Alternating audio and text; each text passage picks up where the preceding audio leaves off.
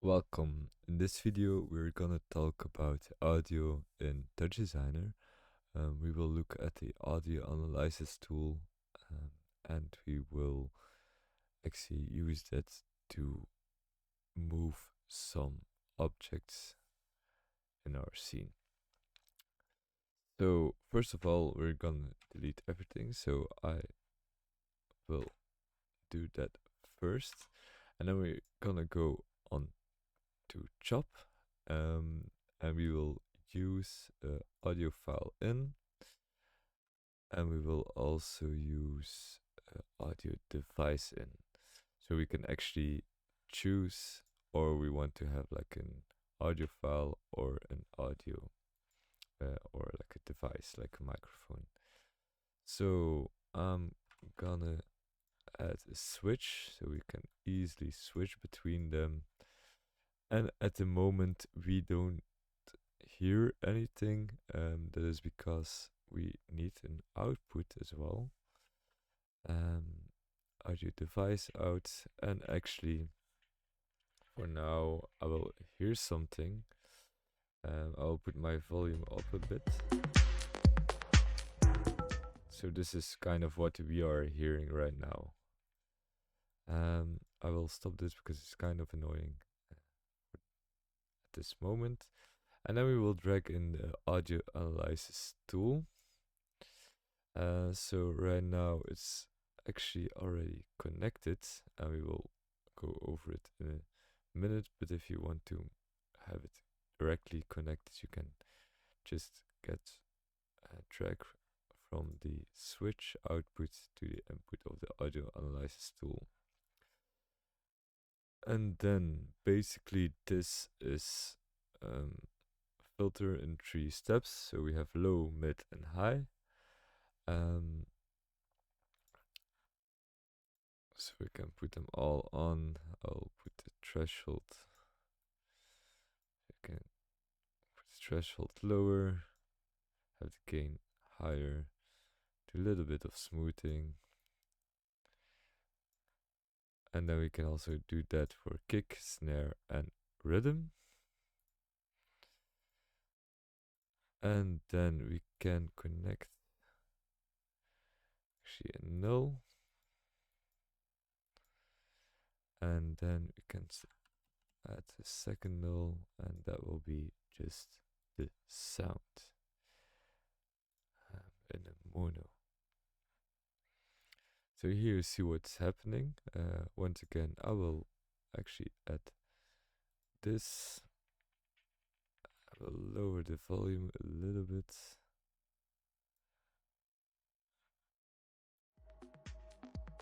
But now you can see and hear that it stays like on beat with the low, the mid, and the high. Also have the kick, the snare, and the rhythm going on. And then we have our spectral density. So this is a container that we can fairly easy use, or use very easy. So let's say we have a top. I will just have a circle, and I will create a quick feedback loop. So from the circle we will drag a null. From there we will create a feedback. We will create a level, a transform, and a composite. And then we will drag this to the composites, and we will put the composite on add, so it adds to it. We will say click on the feedback, and in the target top we can drag and drop the comp 1, so it gets its feedback from this composite top. We will lower the opacity a little bit, and then we could actually use maybe one of these for the scale of the circle. What I like to do is have a separate transform operator, so we don't do it directly in the circle top, and we don't change the radius, but we do it in a transform top. So we activate this, we can click and drag it out to the scale, and then we do that for both of it. And actually I will smooth this a little bit.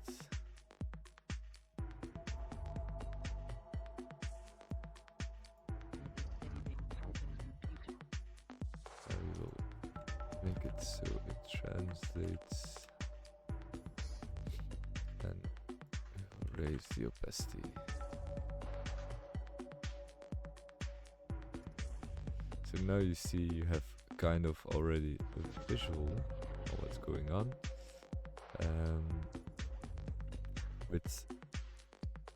which is actually moving to the music.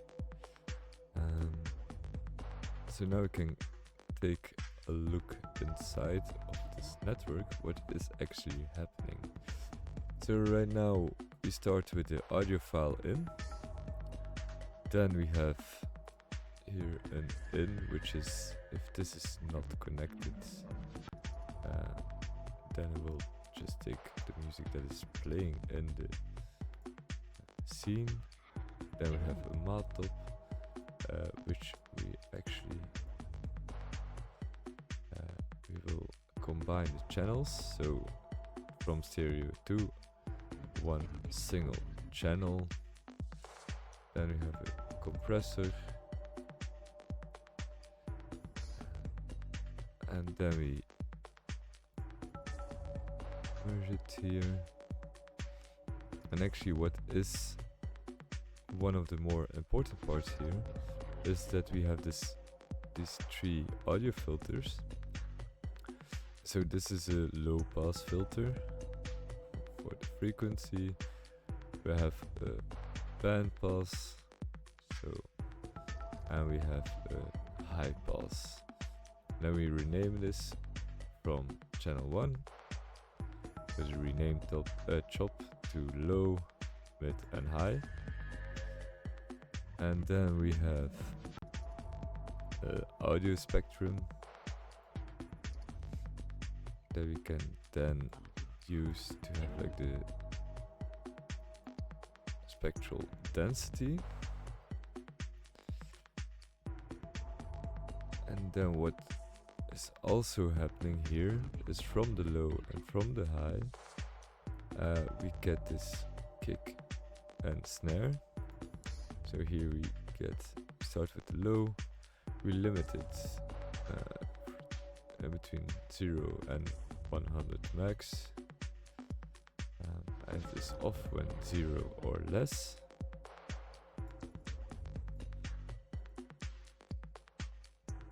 And then we have a trigger.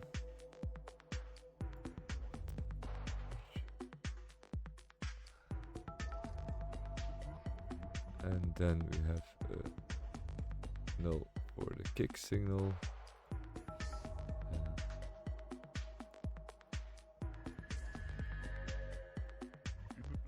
I have a switch, which is actually in between, or we have 0 or it's active. So if we put this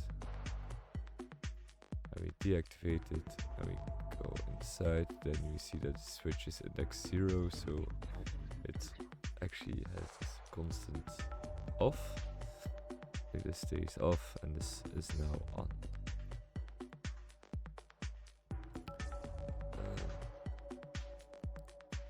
And then in here there's actually a lot of containers.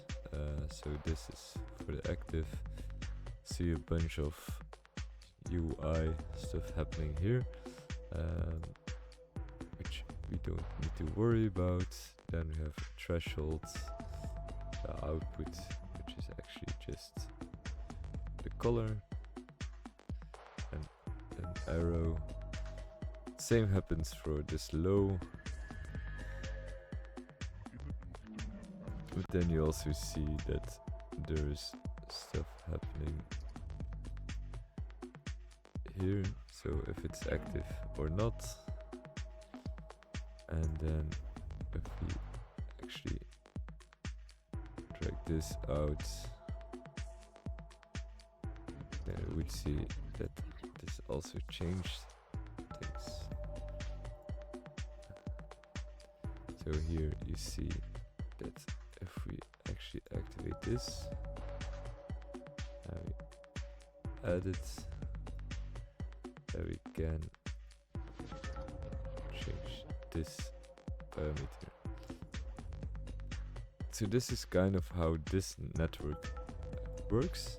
It's kind of complicated to understand in the beginning, but yeah, if you look into it, it's kind of straightforward. So there's a lot of calculations going on, some UI tools, and then you end up with this whole panel. So if you want to have like an easy way of analyzing music, the audio analysis is the way to go.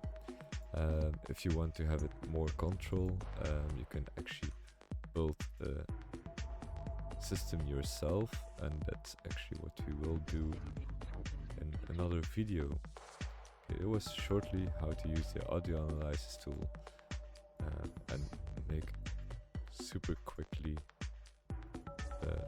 audio reactive visual.